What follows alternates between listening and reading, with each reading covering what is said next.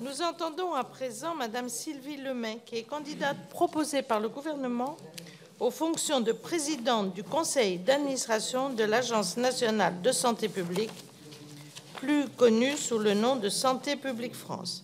En article de l'article L. 1451-1 du Code de la santé publique, sa nomination doit être précédée de son audition par les commissions compétentes du Parlement sans que celle-ci soit suivie d'un vote. Simplement une audition. Je vous précise que cette audition fera l'objet d'une captation vidéo retransmise en direct sur le site du Sénat et consultable en vidéo à la demande. Je vous rappelle que Santé publique France est un établissement public à caractère administratif placé sous la tutelle du ministre chargé de la Santé. L'agence a pour mission l'observation épidémiologique et la surveillance de l'état de santé des populations, la veille sur les risques sanitaires menaçant les populations, la promotion de la santé et la réduction des risques pour la santé, le développement de la prévention et l'éducation pour la santé, la préparation et la réponse aux menaces, alertes et crises sanitaires et le lancement de l'alerte sanitaire. Ce rôle a été, chacun s'en souvient, particulièrement mis en lumière à l'occasion de la crise épidémique de Covid-19, pendant laquelle l'agence a d'ailleurs reçu plus de dotations exceptionnelles qui ont porté son budget jusqu'à 5 milliards d'euros. Madame Lemay, je vous propose de débuter cette audition par un propos liminaire dans lequel vous pourrez présenter votre parcours ainsi que la vision que vous avez de votre futur mandat à la présidence du Conseil d'administration de Santé publique France. Vous pourrez notamment développer la manière dont vous envisagez la place de l'agence dans le paysage de la santé publique, ainsi que vos relations avec sa direction générale. Et les membres de la commission pourront ensuite vous poser leurs questions. Madame Lemay, je vous cède la parole. Merci beaucoup, Madame la Présidente. Madame la rapporteure, Mesdames les sénatrices et Messieurs les sénateurs. Ma candidature à la présidence du Conseil d'administration de Santé publique France, qui vous est proposée par le gouvernement, me vaut l'honneur d'être entendue aujourd'hui par votre commission, et je m'en réjouis. C'est aussi un grand honneur de me voir proposer pour cette fonction auprès d'une des plus grandes agences par son périmètre et par l'étendue de ses missions. Donc je suis très heureuse d'être parmi vous aujourd'hui. Votre commission a une bonne connaissance des missions et du rôle de Santé publique France. Vous les avez rappelés, Madame la Présidente, et votre commission a produit de nombreux travaux et en a commandé d'autres, dont à la Cour des comptes, sur les enjeux sanitaires et les enjeux majeurs de santé publique de façon générale. Dans l'écosystème des agences sanitaires, et comme vous le savez, Santé publique France est la traduction d'une volonté qui est née en 2016 de doter notre pays d'une agence de santé publique forte scientifiquement et surtout incarnant un continuum de la connaissance à l'action, de la surveillance à la prévention. C'est une agence scientifique qui éclaire les décideurs, apporte son expertise, y compris à d'autres institutions, et contribue à soutenir le système de santé, en particulier à travers la réserve sanitaire et la gestion pour le compte de l'État des stocks stratégiques via l'établissement pharmaceutique. Elle collabore étroitement avec d'autres opérateurs dans le domaine sanitaire, dans le domaine de l'environnement et dans le domaine de la recherche. Enfin, Santé publique France s'appuie sur un réseau territorial, les CIR, qui sont hébergés par les ARS, car la veille et la prévention à l'égard des populations doivent se faire avec les acteurs au plus près du terrain. Alors, le mandat de la présidente du Conseil d'administration de Santé publique France n'est pas une fonction exécutive. Celle-ci est exercée par la directrice générale, Caroline Semaille, que vous avez eu l'occasion d'auditionner en février dernier à l'occasion de sa nomination. Alors, c'est sur la base de mon parcours et de mes diverses expériences dans le champ de la santé et de l'environnement, de ma pratique de l'interministériel et de ma connaissance des rouages budgétaires et de l'État que je suis aujourd'hui proposée pour assurer les fonctions de présidente du Conseil d'administration de Santé publique France. Alors, je me présente en quelques mots. Tout d'abord pour dire que j'ai eu l'honneur d'être nommée en 2021 ambassadrice de la France déléguée à l'environnement. Je suis issue de la Cour des comptes, mais j'ai débuté ma carrière dans le privé avant de rentrer dans la fonction publique. Et très vite, mes aspirations m'ont porté vers des missions d'intérêt général qui m'ont conduit à rejoindre le monde des ONG, d'abord sur le terrain, en Thaïlande, auprès de réfugiés, et puis à Médecins sans frontières. Et j'ai été pendant 4 ans directrice financière de l'organisation Médecins sans frontières. J'ai été également à cette occasion membre du conseil d'administration de Médecins sans frontières logistique, chargé de l'achat, du conditionnement, du stockage et de l'acheminement des produits médicaux et non médicaux. Et j'ai vécu, lors de mon passage dans cette belle ONG, de très grosses urgences comme celle du Kurdistan ou du Rwanda, qui se sont ajoutées au programme de travail qui avait été agréé et voté. Je retiens de cette expérience, qui pour moi a été absolument fondatrice, l'importance de la coordination en temps de crise, de la sanctuarisation des équipes de crise, du rôle stratégique de la logistique et de la préparation, et de l'importance aussi du retour d'expérience en temps réel et de l'évaluation en temps réel. Ayant compris les vertus et touché aux vertus, mais aussi aux limites de l'urgence, j'ai souhaité travailler ensuite dans le développement durable. Et au sein de la Banque mondiale, où je suis partie, j'ai occupé le poste de directrice de projet dans le domaine de l'environnement en Amérique latine et en particulier au Mexique. Et puis rentrée en France en 2001, c'est là que je suis rentrée dans la fonction publique. J'ai rejoint la Cour des comptes à la 7e chambre en charge de l'environnement. Et j'ai parallèlement siégé au conseil d'administration de Médecins sans frontières pendant 7 ans. En 2007, j'ai à nouveau été appelée sur des fonctions internationales par le Programme des Nations Unies pour l'environnement en qualité de directrice générale de la division technologie, industrie et économie, avec un portefeuille assez large qui comprenait à la fois énergie et climat, produits chimiques et déchets et tout ce qu'on appelle l'économie verte et l'économie circulaire.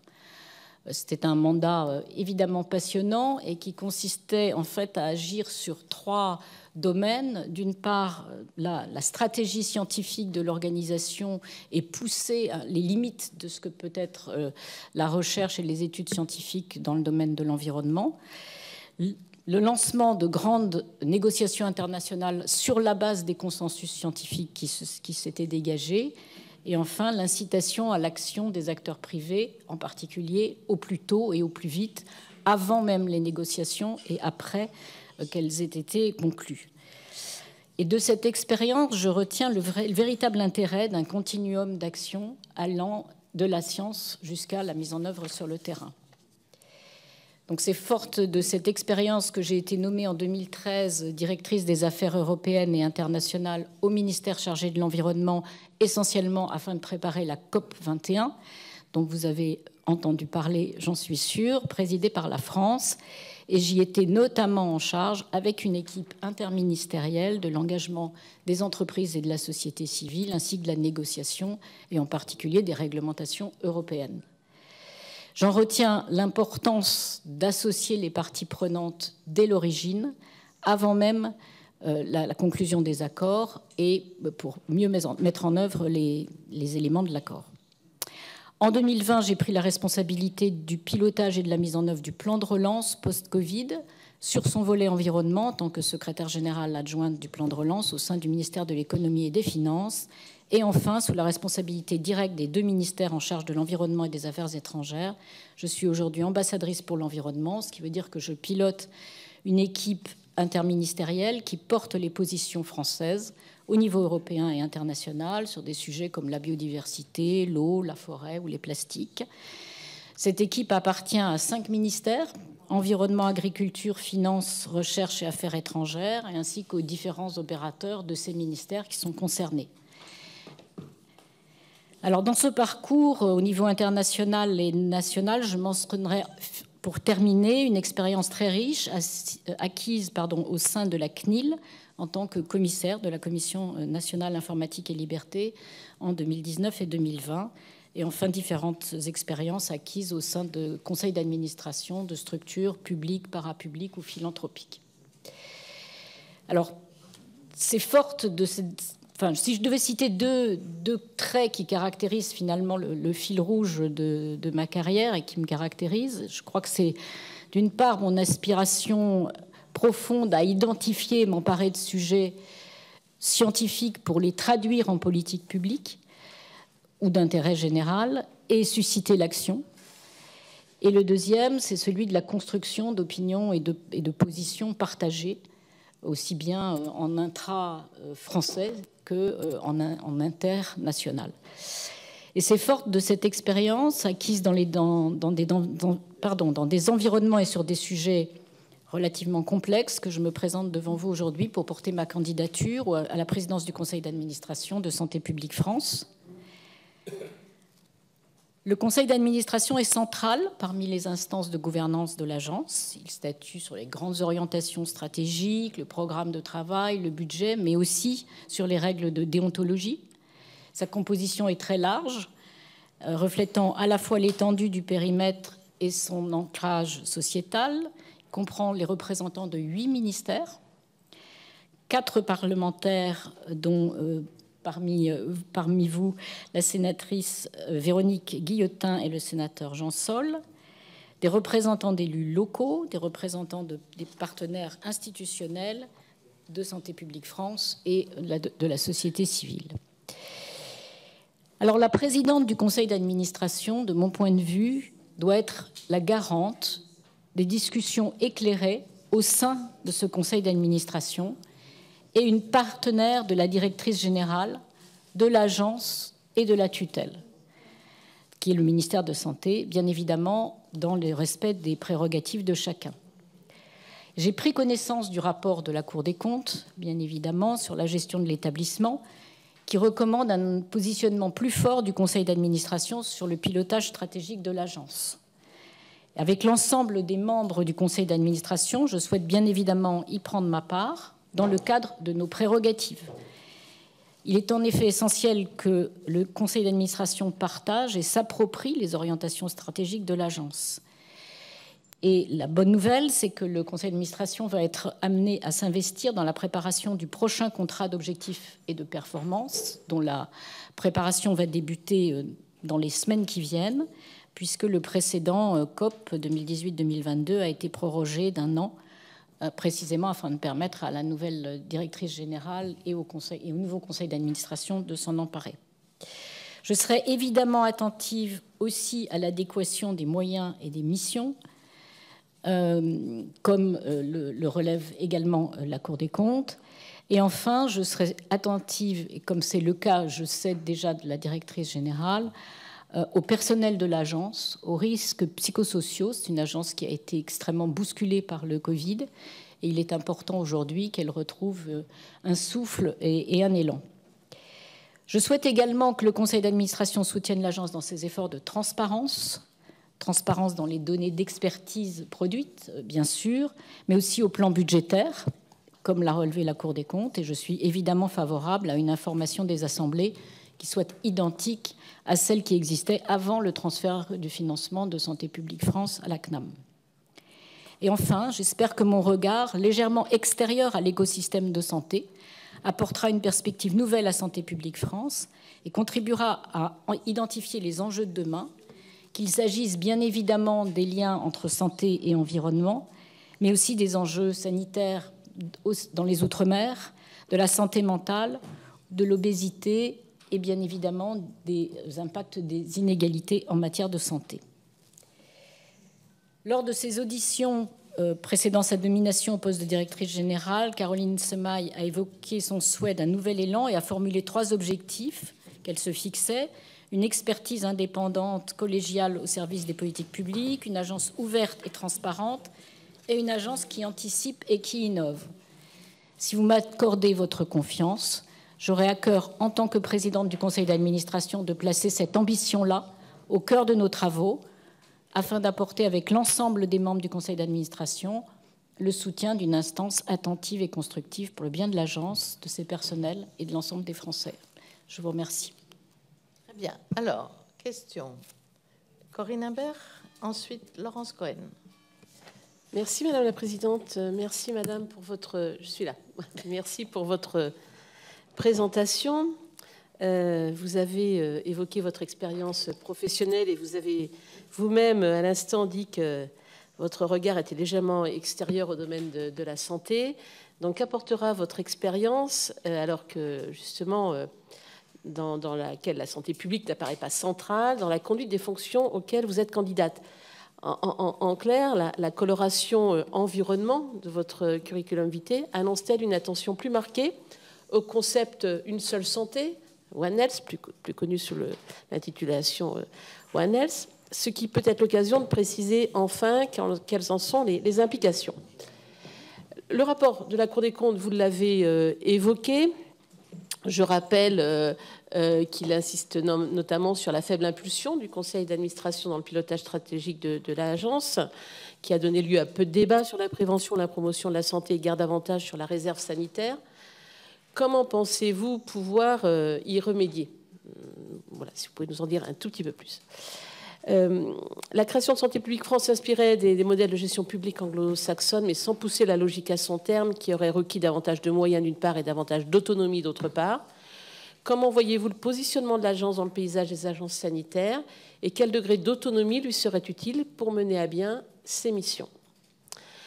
Quel regard portez-vous également sur la distribution des missions entre les différentes agences existantes, et je pense notamment à la dualité entre Santé publique France et l'ANSES, et sur la nécessité invoquée depuis une quinzaine d'années de les coordonner et de les mettre en réseau, pour autant qu'il y ait lieu de le faire si on adopte une logique une seule santé. Enfin, Santé publique France est censée contribuer à l'information, à la formation et à la diffusion d'une documentation scientifique et technique et au débat public. Pensez-vous que cela puisse aller jusqu'à la régulation de l'éthique scientifique? Santé publique France a par exemple reconnu devant les rapporteurs de la mission de notre commission sur l'obésité que les industriels avaient orienté les recherches pour instiller le doute sur la dangerosité de leurs produits. Comment lutter justement contre les conflits d'intérêts dans ce domaine? Je vous remercie. Très bien.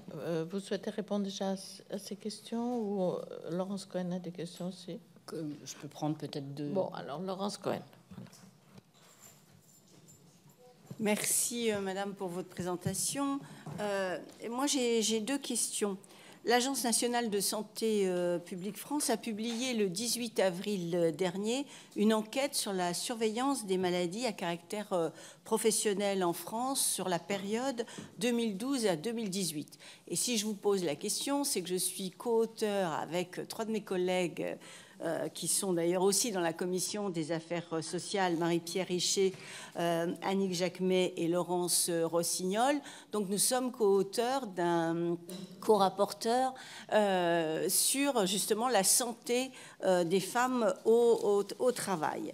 Et on constate en fait qu'il y a de nombreuses affections qui ne sont pas déclarées, et notamment, ou sous-déclarées, et notamment tout ce qui concerne les troubles musculo-squelettiques.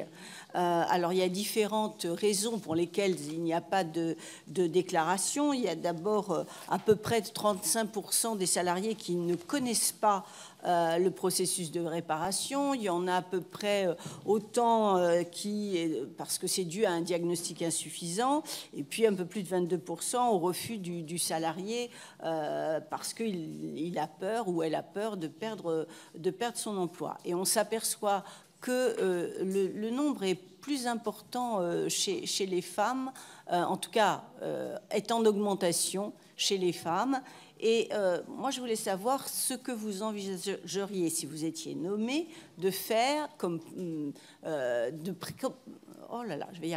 comme préconisation au gouvernement, et notamment dans le cadre de la future loi de financement de la sécurité sociale pour 2024, pour justement améliorer la santé au travail et lutter contre ces troubles musculo-squelettiques. Ça, c'est ma première question.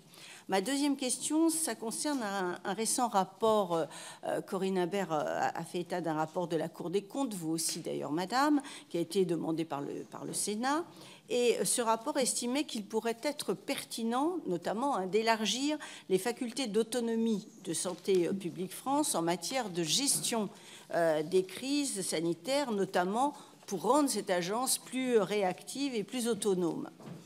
Est-ce que vous pensez qu'une telle évolution pourrait contribuer à mieux prendre en compte et mieux traiter les pénuries de médicaments, par exemple, avec un certain nombre d'outils qui pourraient être en votre possession en tant qu'agence. Alors là encore, pourquoi je pose cette question? C'est parce qu'il y a une commission d'enquête sur la pénurie de médicaments dont je suis rapporteur, et là encore, au sein de la commission des affaires sociales, il y a plusieurs commissaires qui y siègent et qui sont présents et qui seront attentifs et attentives à vos réponses. Merci d'avance. Merci. Et Xavier Iacovelli s'est inscrit. Merci Madame la Présidente. Vous avez parlé tout à l'heure de votre d'un des objectifs, c'était aussi de travailler sur la question de l'obésité. Et on sait qu'il y a des études de différents instituts qui montrent que la question de l'obésité coûte à l'assurance maladie, au-delà de la question de la santé publique, ça coûte à l'assurance maladie entre 11 et 54 milliards si on ajoute par an, si on ajoute la question de la baisse de productivité pour ceux qui sont malades d'obésité.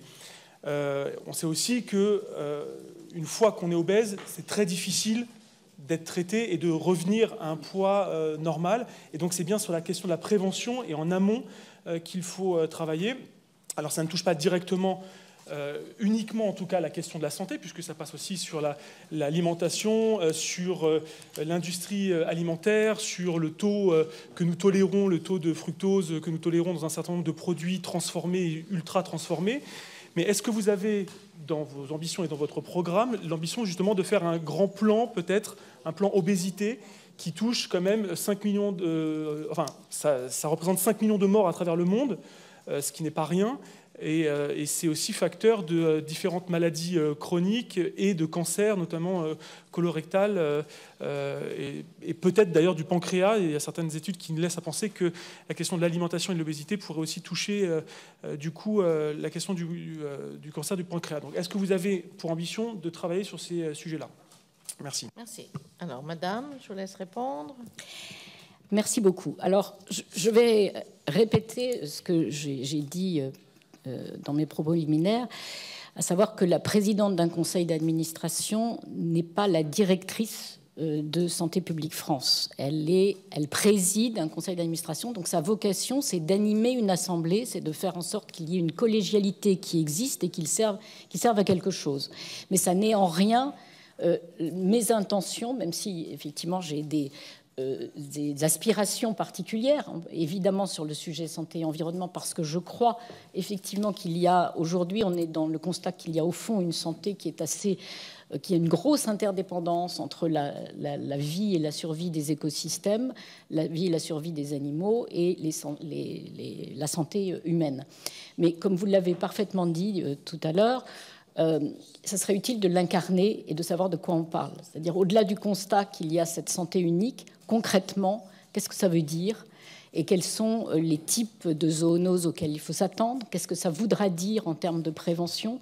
Je pense que là, on a vraiment un fil à tirer, en particulier compte tenu du mandat et de la mission de Santé publique France, mais certainement pas seul. Donc ça sera un œil, je dirais, un peu particulier, mais je crois que ma fonction et mon parcours font que ce sera essentiellement la présidence et l'animation d'une collégialité, avec le fait de pouvoir, à certains moments, lever des sujets qui me paraissent intéressants. Alors, le fait de pouvoir regarder le prochain contrat d'objectifs assez rapidement sera effectivement l'occasion de voir comment est-ce que ce conseil d'administration peut jouer un rôle un peu plus stratégique. La façon dont j'entends le faire, mais je n'ai pas encore pris contact ni avec mes collègues du conseil d'administration, ni vraiment avec l'agence, mais ce sera d'essayer de commencer très tôt. Lorsqu'on veut établir des consensus, en général, ce n'est pas à la fin qu'on les établit, c'est en se mettant d'accord sur un certain nombre de bases et un certain nombre de constats partagés. Donc j'imagine, en tout cas, qu'il faudra commencer par ces constats partagés, écouter ce qui remonte évidemment de Santé publique France, de la directrice générale, de son conseil, de son comité de direction, écouter aussi le conseil scientifique et les autres comités de gouvernance qui ont certainement des choses à nous dire, et essayer au moins d'avoir un constat entre nous sur les points qui sont prioritaires. À mon avis, la grande difficulté d'une agence comme Santé publique France, qui reste relativement petite, au fond, par rapport à l'ampleur du sujet, ça va être de faire des tris. parce que c'est très compliqué. Lorsqu'on fait des priorités, ça veut dire qu'il y a forcément des choses qui ne sont pas prioritaires. Et donc, c'est désagréable pour les choses qui ne sont pas prioritaires. Mais j'espère modestement pouvoir contribuer à ça, ayant moi-même vécu dans toutes mes expériences professionnelles l'extraordinaire difficulté de devoir faire plus que ce que les moyens nous autorisent à faire et ce qui était prévu, en fait. Voilà, donc ça sera plus facile en tant que présidente qu'en tant que directrice générale d'essayer de soutenir ça. En termes d'autonomie spécifique de Santé publique France, je pense que c'est quelque chose qu'il faudra évidemment regarder et aborder dans ce contrat d'objectifs et dans la discussion avec les tutelles. Ma compréhension, c'est que le rapport de la Cour des comptes préconise d'avoir plus d'autonomie sur un point qui est assez particulier, qui est la gestion des stocks stratégiques. À savoir, est-ce qu'au moins Santé publique France pourrait faire des recommandations au gouvernement, voire se saisir elle-même de la reconstitution de ces stocks stratégiques. La grande difficulté par rapport à ça, c'est évidemment les moyens qui vont avec. Ça n'est pas impossible, à mon avis. Je ne sais pas si c'est souhaitable. Ce qui serait souhaitable et ce qui me paraîtrait souhaitable, c'est tout de même qu'effectivement Santé publique France puisse alerter, et je sais qu'elle l'avait fait, enfin je pense, sur les masques relativement avant la crise Covid, et pouvoir avoir un vrai dialogue par rapport à ça.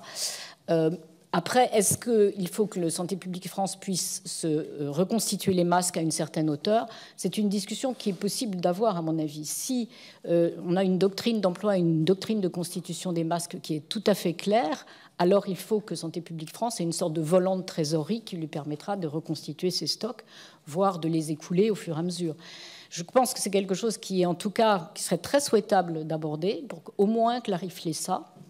Mais je sais aussi qu'il y a une mission en cours qui regarde la direction, enfin la possibilité de créer une direction générale des crises au sein du ministère de la Santé et qui regarde si elle doit reprendre seulement la réserve sanitaire ou peut-être aussi la gestion du stock stratégique. Donc je pense qu'il faut attendre les décisions en la matière pour voir ce qui serait faisable.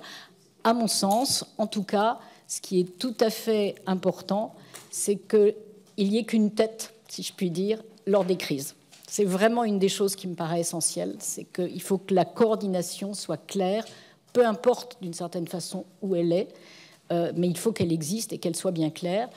Et moi, je fais partie des gens qui pensent qu'en particulier, par exemple, sur le terrain, c'est clairement un préfet qui doit prendre la tête lorsqu'il y a une crise, par exemple. Donc après, au niveau national, il faut décider où cela peut être. Mais c'est ça qui fait que ça marche. Et c'est ça, et la préparation, et les bons stocks, et des exercices même éventuellement pour s'y préparer.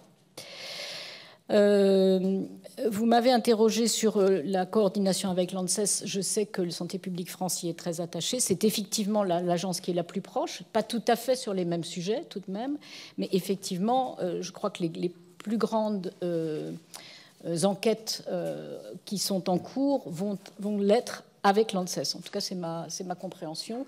Et je ne suis pas au courant du détail de la coordination qui existe avec l'ANSES, mais j'imagine qu'en tout cas, il faudrait avoir un certain nombre de mécanismes pour être sûr qu'elle est bien claire, y compris au niveau le plus haut et pas seulement peut-être au niveau des études par étude. Les conflits d'intérêts et l'obésité. Alors l'obésité, c'est un point dont je vous ai dit que personnellement, en tant que présidente, je soulèverai ce sujet-là parce qu'effectivement, ça me paraît important. Je sais que le gouvernement est en train de je crois comprendre que le gouvernement est en train de préparer une feuille de route. L'obésité touche moins de personnes en France que dans pas mal de pays. Je crois que c'est à peu près 15%, alors que dans d'autres pays, on est bien au-delà. Mais ça ne veut pas dire qu'il ne faut pas s'en occuper. Et c'est en progression très forte. Vous avez absolument raison. Et donc, c'est un sujet important. Alors, Santé publique France n'a pas rien fait par rapport à ça, parce que la publication du Nutri-Score, qui, je pense, est vraiment un des vrais succès de Santé publique France, a marché. Alors, je sais qu'on peut le critiquer, savoir est-ce que c'est sur la portion, est-ce que c'est au nombre de grammes, etc. Mais je pense que c'est quelque chose qui marche. Enfin, c'est assez impressionnant de voir à quel point les gens le connaissent, alors que c'est assez récent. L'enjeu, maintenant, c'est de le faire adopter au niveau européen pour que ce soit une norme qui s'impose sur l'ensemble des produits.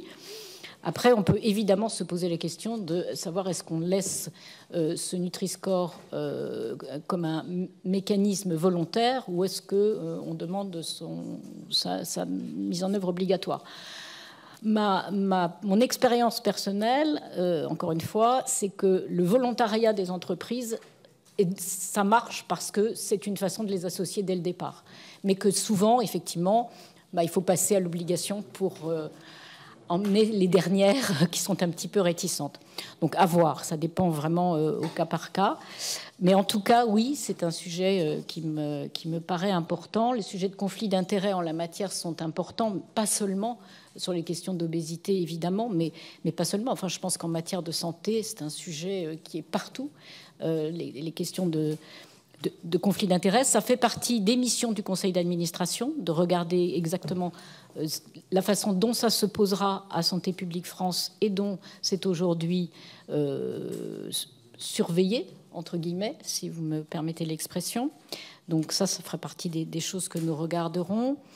Sur la santé des femmes au travail, vous avez tout à fait raison sur le fait que c'est peut-être des sujets qui sont sous-estimés et sous-évalués. Et on sait que pour ce qui est de la santé des femmes, il n'y a d'ailleurs pas seulement les troubles musculo-squelettiques qui sont des points sur lesquels les femmes hésitent à consulter, mais même on sait que certaines femmes ne consultent pas pour des raisons gynécologiques, par peur des résultats. Donc on a, je pense, tout un progrès à faire sur l'importance du dépistage, l'importance de la prévention et des vraies campagnes qui soient ciblées. Il y en a, hein, il y a déjà des campagnes tout à fait ciblées pour certains publics et en particulier pour les femmes sur d'autres sujets, mais il me paraît très important. Je pense que ce qui est aujourd'hui la campagne que mène Santé publique France sur les examens de milieu de vie me paraissent être des sujets très très importants. C'est effectivement essentiellement pour prévenir la dépendance et donc pour s'assurer que la fin de vie soit en bonne santé que l'on dit qu'aujourd'hui c'est vraiment important de ne pas s'y prendre à 70 ans mais à 45. Je trouve que c'est un sujet qui est insuffisamment, personnellement en tout cas, mis sur la table. Et de façon générale, je pense que les examens, aussi bien dans le cadre de la santé au travail que hors travail, de mi-vie, sont des choses qui sont peut-être à mettre davantage en exergue pour la bonne santé globale de la population et surtout d'une population vieillissante. Voilà, sur la question de savoir si l'autonomie permettrait de faire quelque chose par rapport à la pénurie de médicaments, je pense que ce sont deux choses qui sont assez différentes. La pénurie de médicaments ne fait pas partie des missions de Santé publique France qui s'occupe essentiellement du stock stratégique. J'espère avoir répondu à la plupart de vos questions. Brigitte de Vezin qui... Madame Lemay, merci Madame la Présidente. Alors moi j'avais une question un peu plus générale. L'agence Santé publique France qui poursuit une stratégie de dialogue avec la société en plaçant, je dirais, la démocratie au cœur de son action parce qu'elle souhaite renforcer l'ouverture de ses travaux aux acteurs locaux, nationaux, société civile évidemment. Et donc, dans cette stratégie, il y a une vraie volonté de partage de l'information. Si vous êtes élue, Madame Lemay, pensez-vous poursuivre sur cette stratégie quand même qui va de la surveillance à la promotion de la santé? Je vous remercie. Avant que vous répondiez à Brigitte de Vezin, moi j'avais une question. Vous allez me dire si ça relève de la présidence ou de la direction. Lorsqu'on a fait la commission d'enquête sur le début de la crise sanitaire, puisqu'elle a porté jusqu'au mois d'octobre, entre le début jusqu'au mois d'octobre 2020, on avait noté l'absence de connaissance des cellules régionales de Santé publique France. C'était vraiment aux abonnés absents. Personne ne les connaissait, personne ne savait qu'elles existaient et elles ont été très peu impliquées dans le début de la gestion au début de la crise sanitaire. Est-ce que vous entendez remédier à cet état de fait? Est-ce que c'est dans vos compétences ou celles de la direction? Alors, je vais peut-être commencer par là, parce que je pense que c'est effectivement dans les compétences de la direction, mais ça n'empêche pas de poser toutes les bonnes questions au moment où on établira le plan stratégique, et ça n'empêche pas aussi d'avoir un dialogue avec la directrice générale sur ce sujet-là. Je suis tout à fait d'accord avec vous. Et d'ailleurs, je dirais peut-être plus largement, Santé publique France n'était pas très connue au tout début de la crise sanitaire. Bon, à la fois parce que c'était une agence assez jeune, hein, donc c'était pas un nom qu'on connaissait. Je pense que c'est largement différent aujourd'hui, mais ça reste peut-être vrai au niveau des cellules régionales. Alors, c'est sans doute dû à deux choses. D'une part, le fait qu'elles sont essentiellement, elles font aussi de la remontée d'informations. Et donc, elles ont moins un rôle direct dans l'action, qui est plus celui des ARS, à mon sens. Et puis, effectivement, elles sont le relais de Santé publique France. Donc, je ne sais pas si elles ont une autonomie en termes d'image qui est spécifique. Et puis, ça reste des petites cellules. Hein. Donc, c'est un sujet que je regarderai, parce que ça me paraît important. En tout cas, on ne peut pas dire qu'on a envie d'être auprès des territoires et de comprendre particulièrement les populations sans avoir suffisamment de moyens à ce niveau-là. Donc merci Madame la Présidente de ce point. Concernant l'information, j'espère avoir compris votre point. Moi, ça me paraît en fait essentiel. Parce que même en tant que personne de la société civile, la première chose qu'on regarde, c'est finalement le site de Santé publique France pour savoir où on en est. Il me semble qu'il a beaucoup évolué, qu'on a beaucoup d'informations depuis la crise Covid, en particulier évidemment sur le Covid. On a même un niveau de détail qui est probablement un peu foisonnant par rapport à ce dont on a besoin personnellement. Je pense, avec toute la modestie que je dois mettre autour de ça, parce que là aussi, ça serait à regarder de plus près, mais qu'il est assez largement perfectible. Ce qui me paraît essentiel, c'est qu'au fond, il soit utile et qu'on s'approprie les messages qu'il y a dedans, aussi bien en termes d'information, mais que ça déclenche l'action. Parce que, voilà, si on a une information qui n'incite pas à bouger, ça ne va pas changer grand-chose. Voilà. Donc, j'y serai vraiment particulièrement attentive parce que j'en suis une utilisatrice et une utilisatrice parfois un tout petit peu sur sa faim concernant un certain nombre d'informations. Je suis désolée de le dire là, mais j'en discuterai évidemment avec la direction de Santé publique France. Merci, Madame. Laurence Cohen, vous voulez compléter ces questions? Oui, Madame, c'était pour préciser mes questions, ma question plutôt concernant la pénurie de médicaments, et en fait c'est les pénuries d'une manière générale.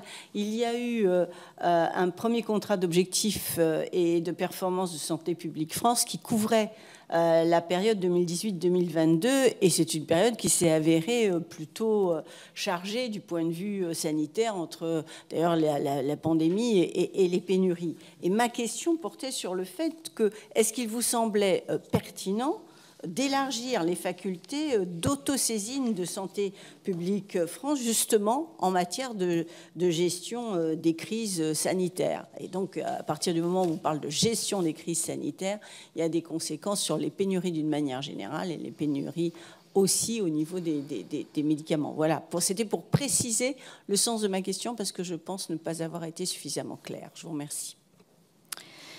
Je vous remercie. Écoutez, c'est une question que je trouve très intéressante. Là aussi, je vais vous dire, je vais y réfléchir parce que je pense qu'elle est plus complexe qu'elle n'en a l'air. Parce que de mon point de vue, la mission actuelle de Santé publique France, c'est la gestion des stocks stratégiques. Les stocks stratégiques sont assez bien définis. Et n'inclut pas forcément des choses, l'ensemble des médicaments tout venant, qui, eux, vont dans le circuit normal des pharmacies. Donc, je sais aujourd'hui qu'on a des pénuries par rapport à un certain nombre de médicaments. Je ne crois pas que ce soit le rôle de Santé publique France, qui a déjà un mandat très très large, ou alors il faut vraiment revoir et le mandat et les moyens. Donc je ne crois pas que ça fasse partie du rôle de Santé publique France que de résoudre le point particulier d'aujourd'hui. Est-ce qu'il faut éventuellement élargir le mandat néanmoins, ou tout au moins prévoir dans le stock stratégique d'autres types de médicaments? Je ne suis pas sûre que ce soit la meilleure façon de résoudre la question de la pénurie des médicaments aujourd'hui. Voilà, je pense que c'est faisable, mais je ne suis pas sûre que ce soit la meilleure chose. Et donc j'aimerais passer un tout petit peu de temps à réfléchir avant d'avoir ma propre opinion. Et puis surtout, j'aimerais avoir celle de la directrice générale et du ministère de la Santé. Merci. Très bien. Mais écoutez, merci Madame Lemay et nous vous remercions de cette audition et nous aurons sûrement l'occasion de vous réentendre lorsque nous recevrons Santé publique France. Santé publique France qu'on sollicite d'ailleurs dans beaucoup de missions, pénurie du médicament, je suppose que vous avez entendu Santé publique France. Nous avons, nous, une mission également en cours sur les données de santé et il y avait une audition programmée. Et l'AMEX aussi va entendre Santé publique France. Donc nous aurons l'occasion de vous revoir. Voilà, bonne journée à vous. Bonne journée à tous et merci vraiment beaucoup. Au revoir.